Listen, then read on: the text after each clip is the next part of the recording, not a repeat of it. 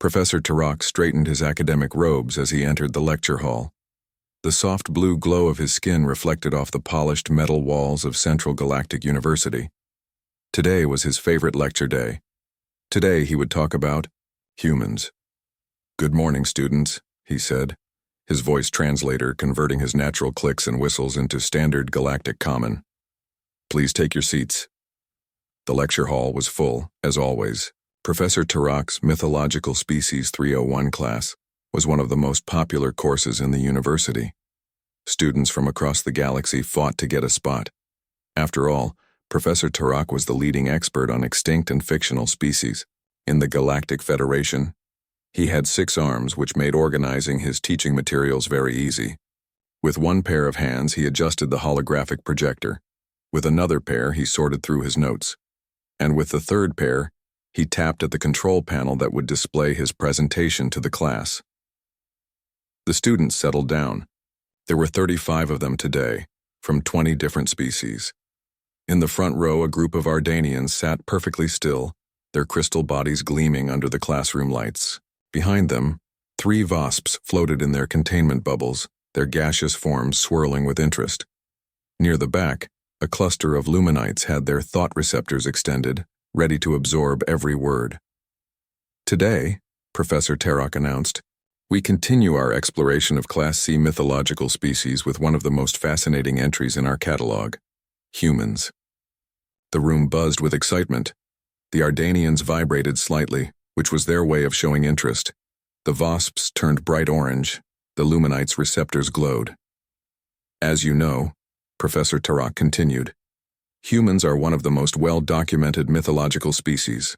Ancient texts refer to them as coming from a planet called Earth in the Outer Rim. Of course, modern astronomy has never found evidence of such a planet with the described conditions." He clicked a button, and a holographic image appeared in the center of the room. It showed a bipedal creature with 2 arms, 2 legs, and a head covered in strange fibers. "This is our best reconstruction of what humans supposedly look like," he explained. "Note the inefficient design. Only 2 arms, no protective exoskeleton, exposed sensory organs, and a complete lack of natural defenses." A student raised one of its tentacles. It was Zorix, a young Quilnar known for asking good questions. "Yes, Zorix," Professor Turok said. "Professor, if humans were so poorly designed, how did the myths claim they survived?" "Excellent question." Professor Turok's skin rippled with blue patterns, showing his approval.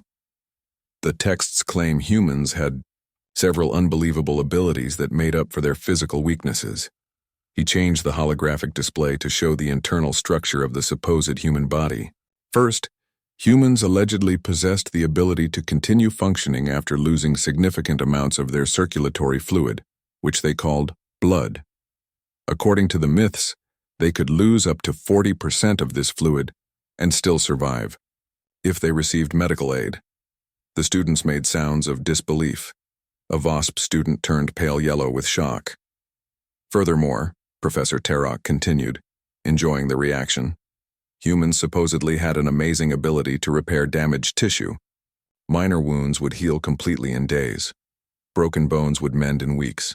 Some texts even claim they could regrow their outer protective layer, skin, after it was damaged by their sun's radiation." Professor Turok changed the display again. Now it showed a diagram of chemical compounds. Most remarkably, humans reportedly experienced something called adrenaline, a chemical their bodies produced in dangerous situations. This substance temporarily made them stronger, faster, and more resistant to pain. There are accounts of humans lifting objects 4 times their weight during these adrenaline rushes. The Luminites in the back flashed their receptors in the pattern that indicated skepticism. Professor Turok nodded at them. "Yes, it does sound impossible, which is why humans are classified as mythological. No real species could evolve such contradictory traits. A species cannot be both physically weak and incredibly resilient at the same time." He advanced to the next slide, which showed humans engaging in various activities: running, swimming, climbing, and fighting. The texts also claim humans had remarkable endurance. They supposedly could run for hours without stopping, could go days without sleep, and could survive extreme temperature changes that would kill most known species. A crystalline Ardanian raised its formation arm. Professor, where did these myths come from? Why are humans such a common legend across so many cultures? Professor Tarok's skin rippled with pleasure. This was his favorite topic. Many scholars believe humans were a metaphor created by ancient species to explain the concept of adaptability. Others think they were characters in ancient entertainment programs.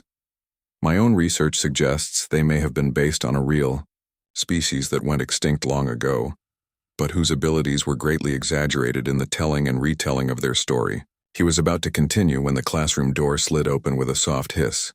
The administrative AI's voice spoke from the ceiling. Excuse the interruption, Professor Tarok. 2 transfer students from the newly joined Outer Rim territories have arrived for your class. Professor Tarok's eye stalks twitched with slight annoyance at the disruption. Very well. Send them in. The door opened wider, and 2 bipedal beings walked in. The entire classroom went completely silent. The 2 newcomers looked exactly like the holographic image floating in the center of the room, except they wore standard university uniforms instead of the primitive coverings shown in the projection. They had 2 arms, 2 legs, and heads covered in those strange fibers, one with short black fibers, one with longer black fibers tied back. Hello, said the one with short fibers. I'm Deho. This is my friend Gia. Sorry we're late. The transport from Earth took longer than expected. Professor Tarok's 6 arms froze in mid-gesture. His 4 eyes widened so much that his eye stalks extended to their full length. His skin, normally a calm blue, flashed with patterns of shock and confusion. The 2 humans looked around the silent classroom, then at the holographic image of their species floating in the center. Oh, said Gia, pointing at the diagram. You're talking about humans today? She frowned slightly. That anatomy diagram isn't quite right. Deho raised his hand politely. Professor, I don't mean to interrupt, but I believe there are some corrections needed on your diagrams. The classroom erupted in chaos. The Ardanians vibrated so intensely they began to chime. The wasps in their bubbles turned bright red and purple in rapid succession. The Luminites' thought receptors extended so far they nearly touched the ceiling. Professor Tarok, for the first time in his 40-year teaching career, was speechless. The species he had been teaching about as myth for decades was standing before him, looking curiously at his accurate reconstructions that were now obviously wrong. His secondary hearts began racing as he struggled to comprehend what was happening. This was, without question, the worst day of his academic life. Everything he had taught, everything he had published, everything he had built his reputation on was about to change forever. The humans, apparently unaware of the crisis they had caused, simply smiled and waited for instructions on where to sit. The lecture hall remained in chaos for nearly a full minute. Professor Tarok's blue skin had turned a pale, sickly shade, a clear sign of distress in Ziltraxians. His 6 hands trembled slightly as he tried to regain control of the situation. Silence, please, he finally managed to say. His voice translator quivered with the uncertain clicks and whistles he was making. Let us maintain academic decorum. The noise gradually subsided, but every student remained fixated on the 2 humans standing by the door. Some of the smaller species had retreated behind their desks. The wasps had changed to defensive coloration patterns. Even the usually calm Ardanians were vibrating at frequencies that produced a high-pitched hum. You may take seats, Professor Tarok said to the humans, gesturing with his upper right arm to 2 empty spots near the front. Deho and Gia walked to the seats, seemingly unaware of the enormous impact their presence was having. The other students leaned away as they passed, some making protective gestures from their various cultures. Once the humans were seated, Professor Tarok took several deep breaths through his breathing slits. He needed to think quickly. 40 years of teaching about mythological humans couldn't be wrong, could it? Maybe these were something else. Maybe some kind of elaborate prank by the illusion arts department? As I was saying before our new students arrived, he tried to continue, his professional instincts taking over. Humans were said to have remarkable physical traits that... Excuse me, Professor. Deho raised his hand again. I don't want to be rude, but that diagram really isn't accurate. Our livers aren't that big and they're not located there. The room went silent again. Professor Tarok stared at the human. A direct contradiction from a living specimen was not something he had prepared for in his lesson plan. You claim to be human? He asked cautiously. Gia looked confused. Of course we're human. We're exchange students from Earth. Didn't the university tell you we were coming? From Earth? Illuminite students' thought receptors were pulsing rapidly. But Earth is a myth. It most certainly is not, Gia replied with a small laugh. I was born in Seoul. It's a city on Earth. Professor Tarok's academic mind finally began working again. If these really were humans, this was unprecedented. No, new sentient species had been discovered in over 300 standard years, let alone one that featured so prominently in galactic mythology. Perhaps, he said carefully, you could assist us in correcting some misconceptions about your species? Daeho smiled, showing his flat teeth. Several students gasped at this display, having been taught that showing teeth was an aggressive gesture in most species. We'd be happy to help, he said. Where would you like to start? Professor Tarok hesitated. Everything in his carefully prepared lecture was now suspect. His recent publication, Humans, the Impossible Biology of a Fictional Species cause, would need to be completely retracted. His academic reputation was crumbling before his 4 eyes. Perhaps we could begin with basic physiology, he suggested weakly. Gia stood up and walked to the holographic display. The alien students watched in fascination as she pointed to various parts of the human diagram. This is mostly right, but there are some big mistakes, she explained. Our heart is here, not here. We have 2 lungs, not 3, and this organ doesn't exist at all. Professor Tarok winced as she corrected each error. Each word she spoke was another crack in his academic standing. What about your legendary healing abilities? Asked Zorix, the Quilnar student. The texts say humans can survive massive injuries. Well, we do heal pretty well, Daeho admitted. But it's not as amazing as you might think. Gia rolled up her sleeve to reveal a long scar on her arm. The classroom buzzed with interest. I got this climbing a mountain back on Earth, she explained. It took about 3 weeks to heal completely. You climb mountains? For what purpose? Asked one of the Ardanians, crystal structure glittering with curiosity. For fun, Gia said simply. Another wave of murmurs swept through the class. The concept of risking physical harm for fun was alien to most species present. Professor Tarok was taking rapid notes now, his initial shock giving way to academic curiosity. If he couldn't preserve his old reputation, perhaps he could build a new one as the first xenobiologist to document actual humans. What about your response to danger? He asked. Our text mentioned something called adrenaline that gives you temporary enhanced physical abilities. That's actually true, Daeho confirmed. When we're scared or in danger, our bodies release hormones that can make us stronger and faster for short periods. An Ardanian in the front row suddenly shattered, a small crystal appendage in excitement, their equivalent of a gasp. So the stories of human mothers lifting heavy objects to save their children are real? The Ardanian asked. Yes, there are documented cases of that, Gia said. It's called hysterical strength, and it usually happens when someone we care about is in danger.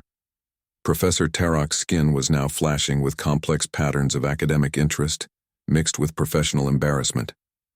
He had spent decades teaching that such abilities were biologically impossible.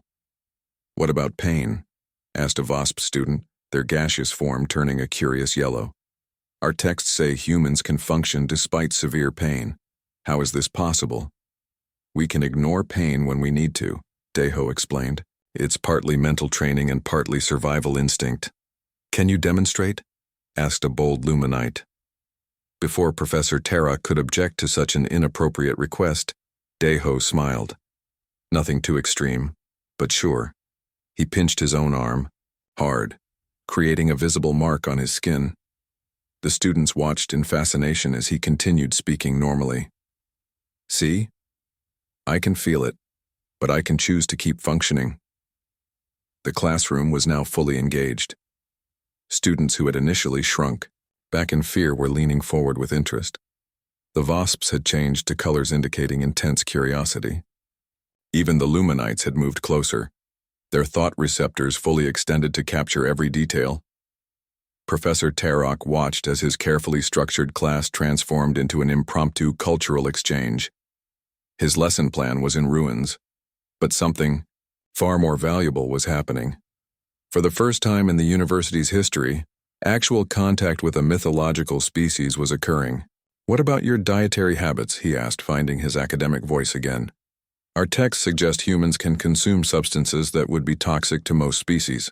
Gia nodded. "We eat a wide variety of foods. Some humans even consume things like capsaicin. That's the chemical that makes some plants spicy, just for the sensation." The noise level in the classroom rose again as students tried to process this information. "You consume toxins for pleasure?" a VOSP student's translator asked, their gaseous form turning pale with shock. "Well, I wouldn't call them toxins exactly," Deho explained. "But yes, many of us enjoy the sensation of spicy food." Professor Tarok's primary hearts were beginning to slow to their normal rate as he adapted to the situation.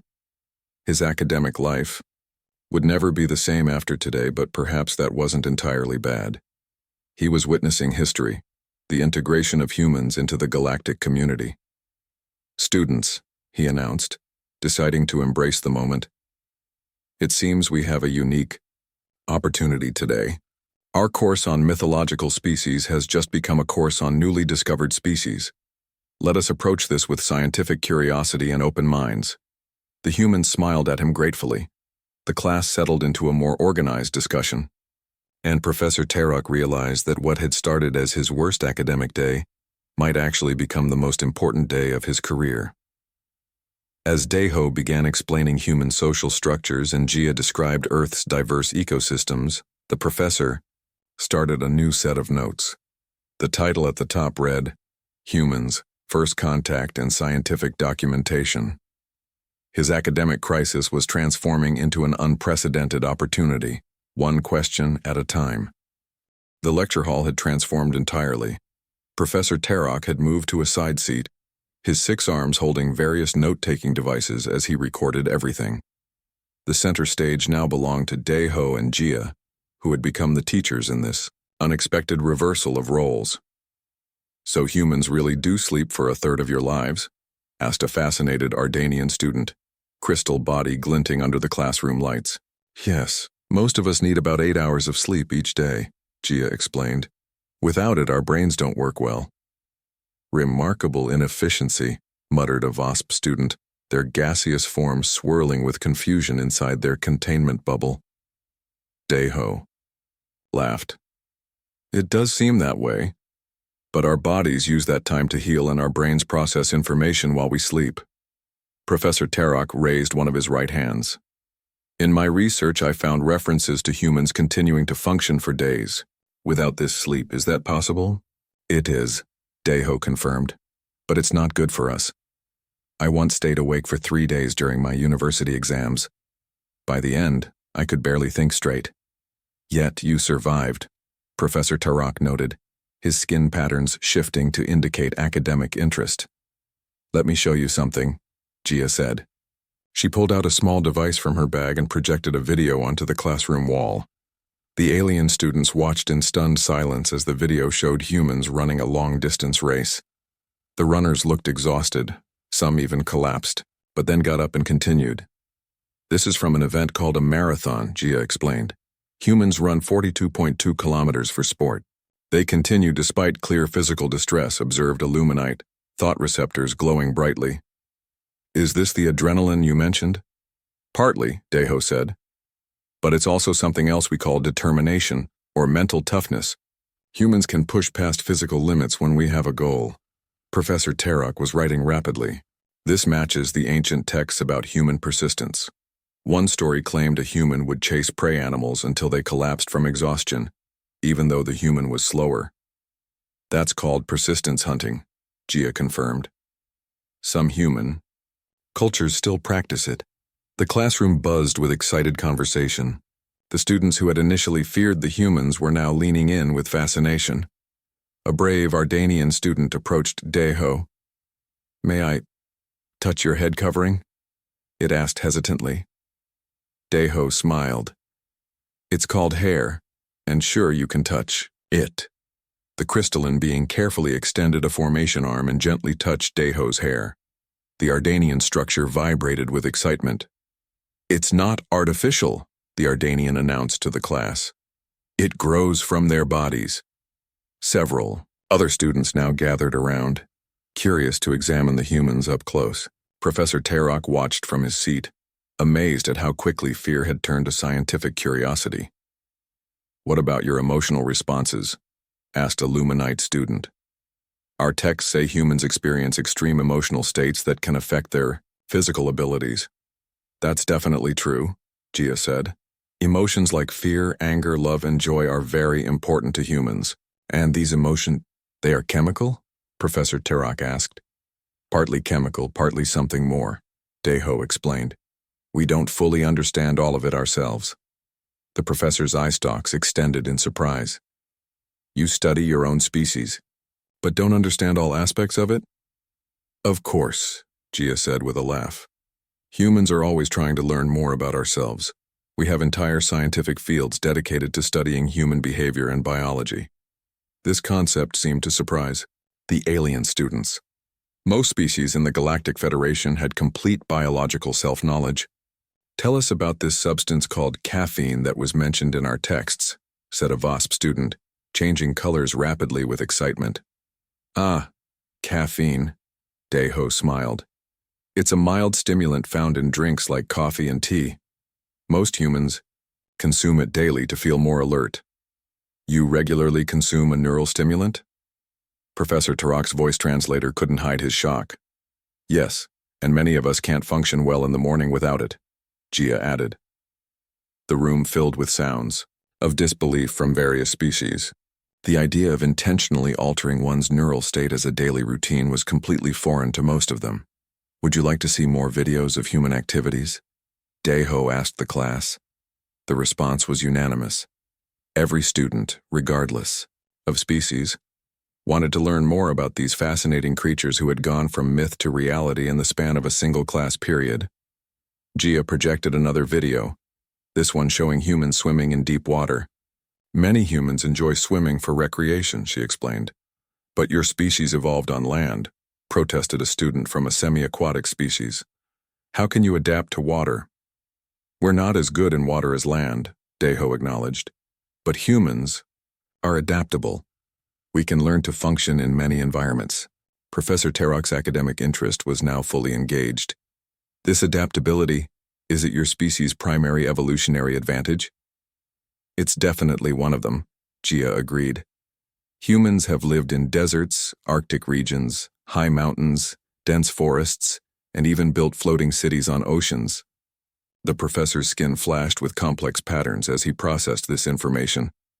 "The text mentioned humans spreading across their entire planet, but I always assumed it was exaggeration."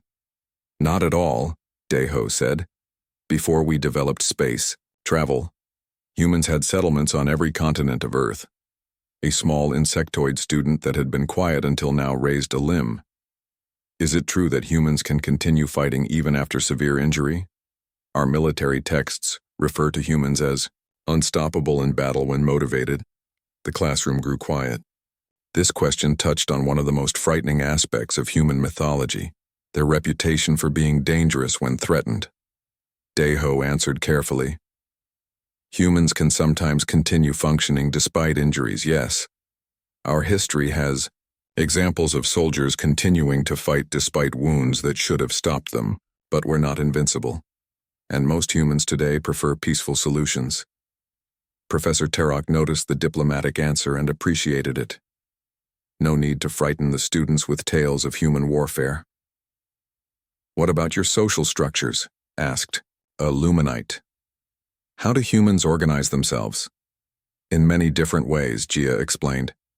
"We have various forms of government, family structures, and social groups. Human cultures are extremely diverse." Diversity within a single species? Our WASP student changed to a color indicating confusion. Most species develop unified cultural practices. Not humans, Deho said. We have thousands of languages, religions, and cultural practices. It sometimes causes conflicts, but it also gives us strength through different perspectives. As the humans continued explaining their species, Professor Tarok noticed the time. The class period had already extended 30 minutes beyond its scheduled end, but not a single student had left. Even the usually punctual Ardanians showed no signs of wanting to leave. I have one more question, Professor Tarok said, his initial shock now completely replaced by scholarly interest. The ancient texts speak of a human quality called spite, continuing an action not because it benefits them, but simply because they were told they could not do it. Is this real? Deho and Gia looked at each other and smiled. Oh yes, Gia said. That's definitely real. Telling a human they can't do something is often the best way to ensure they'll try to do exactly that. In fact, Deho added, when humans first began space exploration, many experts said reaching other planets was impossible. Those statements probably accelerated our development of space travel by decades. Professor Tarok's skin flashed with patterns of amazement. No wonder humans had achieved interstellar travel so quickly after being discovered. No wonder they now stood in his classroom, disproving his entire academic career. And yet, as he watched his students learning directly from these mythological creatures, he couldn't help but feel that this was the most important class he had ever taught. The humans weren't just subjects of study anymore. They were teachers, colleagues, and living proof that the universe was still full of wonders to discover. I believe we should take a short break, Professor Tarok announced, noticing that they had been talking for nearly 2 hours without pause. His skin had settled into a calm, interested blue pattern, very different from the shocked, pale color it had been when the humans first arrived. Most of the students remained in their seats, too fascinated to leave. A few moved closer to the humans, curiosity overcoming any remaining fear. Deho and Gia seemed happy with the attention, answering questions and allowing the braver students to examine their hands or touch their clothing. Professor Tarok approached the humans during this informal period. His academic pride had taken a serious blow today, but his scientific curiosity was stronger than ever. I must apologize, he said, his 4 eyes focused on the humans.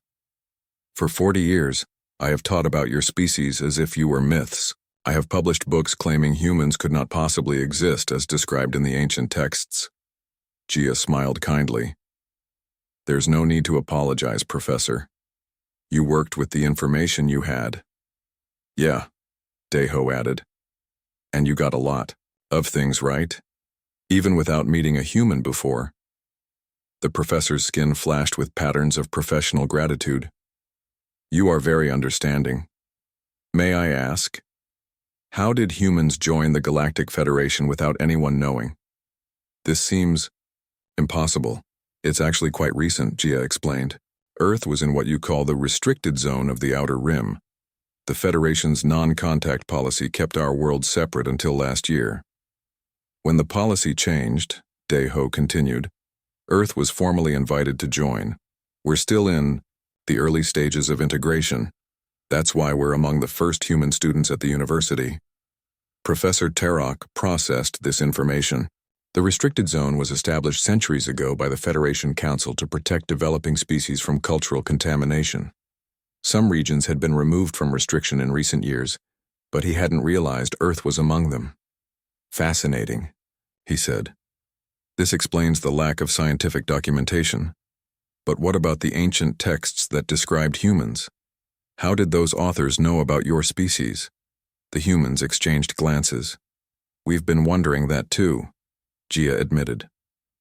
Some Federation ships must have visited Earth secretly in the past. There are human stories about visitors from the stars going back thousands of years.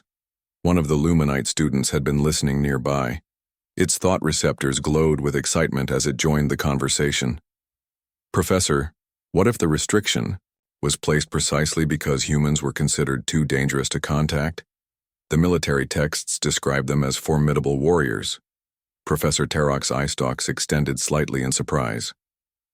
That is a possibility I hadn't considered. We're not as dangerous as your stories make us sound, Daeho said quickly. Most humans today are peaceful. But you did fight wars among yourselves, the professor noted. The texts mention this. Jia nodded. Yes, our history includes conflict. But we've learned from it. Earth has been largely peaceful for generations now. The conversation was interrupted by a VOSP student floating closer in its containment bubble. The gaseous being had turned a bright orange color of curiosity. I have been researching human customs on my datapad, the VOSP said through its translator. Is it true that humans express friendship through physical contact called hugging? Daeho laughed. Yes, that's true. Hugging is a way we show affection or comfort to friends and family. This involves wrapping your upper limbs around another being. The VOSP sounded confused.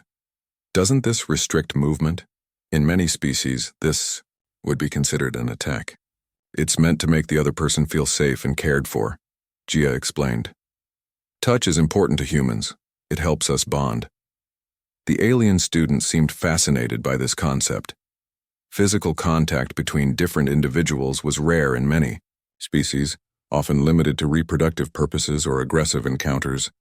Would you demonstrate this hugging? Asked an Ardanian student hesitantly. Daeho and Jia looked at each other and smiled. They moved closer and gave each other a brief hug. The classroom erupted in a chorus of surprised clicks, whistles, and flashing lights as the various species reacted. That didn't look dangerous at all, observed a small insectoid student. It's not, Jia assured them. It's actually very nice. Professor Tarok watched with academic interest. The human capacity for physical and emotional connection was yet another aspect of their biology he had misunderstood. His academic works would need significant revision. As the break continued, the conversation shifted to Earth's culture, arts, and social structures. The humans answered questions about everything from Earth's weather to human entertainment. Humans create stories about imaginary beings and situations? Asked a Luminite, thought receptors pulsing with interest. What purpose does this serve? We call it fiction, Daeho explained. It helps us explore ideas, feel emotions, and understand different perspectives. Perhaps, Professor Tarok suggested, this is why humans adapted so quickly to meeting alien species. Your fiction prepared you for encountering the unknown. Jia nodded. That's an interesting theory. Humans have been imagining alien life for centuries in our stories. After about 20 minutes, Professor Tarok gently guided everyone back to their seats. The formal class structure had been completely abandoned, but he felt a responsibility to ensure the educational opportunity wasn't wasted. I would like to continue our discussion in a more structured way, he announced. Since we have actual humans present, let us explore the areas where our understanding was most incorrect. He turned to the humans. What aspects of human biology or behavior do you think have been most misunderstood in galactic knowledge? Daeho thought for a moment. Probably our emotional range. Many species seem to think emotions make us weak, but they're actually a source of our strength. Could you elaborate? Professor Tarok asked, his 6 arms ready to take notes. Emotions drive us to achieve difficult things, Jia explained. Love makes us protect others even at risk to ourselves. Curiosity pushes us to explore. Compassion helps us cooperate. Even negative emotions can be useful, Daeho added. Anger at injustice has driven many positive changes in our society. The Ardanian students vibrated with interest, their crystal structures producing a soft humming sound. This matches the text about human persistence, one noted. Your emotions sustain your actions over time. Exactly, Jia said. When humans really care about something, we can overcome incredible obstacles. Professor Tarok's skin flashed with patterns indicating a new academic insight. This explains the stories of human achievements against overwhelming odds. Your emotional investment creates determination that other species might lack. I have a question, said a VOSP student, turning a thoughtful blue color. If emotions are so important to humans, how do you function in scientific or logical situations where emotion might interfere? That's a great question, Deho said. We try to recognize when emotions might cloud our judgment. But even in science, emotions like wonder and curiosity are valuable. The class continued this way for another hour, with Professor Tarek guiding the discussion through various aspects of human biology, psychology, and culture. Each topic revealed new misunderstandings in the conventional galactic knowledge about humans. Far from feeling embarrassed about his previous teachings, Professor Tarok was now fully engaged in the scientific process of correcting inaccurate information. His initial academic crisis had transformed into an unprecedented opportunity. Would you be willing, he asked the humans toward the end of the extended class, to assist in revising the university's curriculum regarding humans? Your first-hand knowledge would be invaluable. We'd be happy to help, Gia said with a smile. Actually, Deho added, there will be more human students arriving next semester. The exchange program is expanding. Professor Tarok's skin displayed bright patterns of academic excitement. Then this is just the beginning of a new era of understanding between our species. As the class finally prepared to end, the professor realized something remarkable. What had started as potentially the worst day of his academic career had become the most important. His role had changed from an authority on a mythological species to a pioneer in human-alien relations. And as he watched the alien students chatting easily with Deho and Gia, Professor Tarok felt something that transcended academic interest. HFY sensed that these strange, emotional, resilient beings called humans would bring something valuable to the Galactic Federation. The university bell chimed, signaling the end of the extended class period. Normally, students would rush out quickly to their next classes, but today, no one moved. The alien students remained fixed in their seats, still captivated by the humans. I believe we have officially ended our session, Professor Tarok announced, his voice translator conveying a hint of amusement. You all have other classes to attend. Reluctantly, the students began to gather their learning devices. Many approached Deho and Gia before leaving, asking one final question or, in some cases, requesting to touch their hair or skin again. The humans responded with patience and good humor to each request. The Ardanian students left as a group, their crystal bodies chiming softly as they discussed what they had learned. The Wasps floated toward the door in their containment bubbles, their gaseous forms swirling with colors of excitement and wonder. The Luminites lingered longest, their thought receptors still extended to record every possible detail about the humans. As the last students finally departed, Professor Tarok approached Deho and Gia. His blue skin was now displaying a calm, scholarly pattern. I cannot thank you enough for your patience today, he said, his 4 eyes focusing on them. What began as an academic disaster has become the most valuable teaching experience of my career. Gia smiled. It was our pleasure, Professor. We didn't mean to disrupt your class, but I'm glad it worked out well. Disrupt? Professor Tarok's skin flashed with amusement patterns. You have overturned 40 years of xenobiological teaching in a single day. Disrupt seems too mild a term. What will you do now? Deho asked. About your research, I mean. The professor gestured with his middle set of arms, a Zeltraxian expression of new possibilities. Begin again, of course. Science advances through correction. My previous work will be remembered as an interesting historical footnote, the last academic papers published before actual human contact. That's a positive way to look at it, Gia observed. There is something I would like to propose, Professor Tarok said, his tone becoming more formal. Would you both consider becoming research associates in my department? Your knowledge would be invaluable as we document your species properly. Deho looked surprised. But we're just students. I'm studying engineering, and Gia is here for xenolinguistics. You are also the first humans at this university, the professor pointed out. Your perspective is unique and valuable. You would be paid for your time, of course.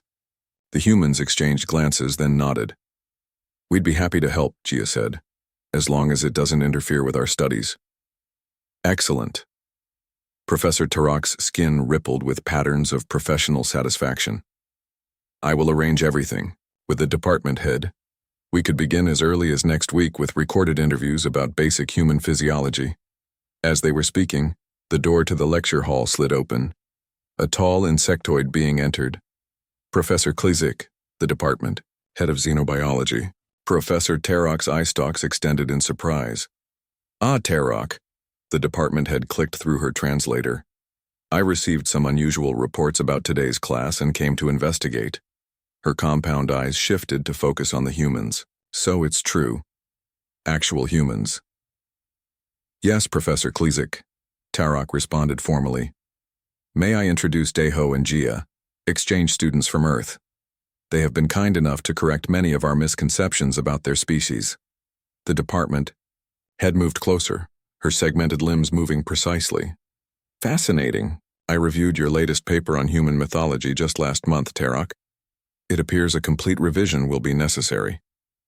Indeed, Professor Tarok agreed. I was just discussing with these humans the possibility of making them research associates to assist with new documentation. Professor Klozik's antennae twitched with interest. An excellent idea. I will approve it immediately. She turned to the humans. Your arrival is most fortuitous. The Xenobiology Conference is next month. Would you consider presenting there? The entire scientific community would benefit greatly.